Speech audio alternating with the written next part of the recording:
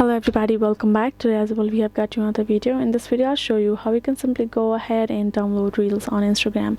But before that, please do make sure to like our video, subscribe our channel, and yes, without any further delay, let's get into it. So for that matter, the very first step would be simply for you to access your particular Instagram app on your mobile phone. Once you have done so, you will be able to access this kind of interface right over here, right? So we're gonna go ahead, switch to our reels section right over here. So we have the reels right over here. So let's say we do have a preferred one that we would simply like to install.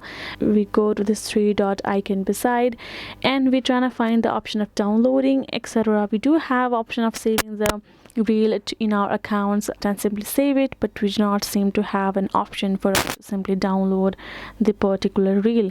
For that matter, the option that I could show you is you can simply scroll down your panel on top and simply choose to screen record that particular with media and mic. Start recording, and you can simply start recording the particular reel, right? Simply go ahead and record the particular reel and you can choose to repost it.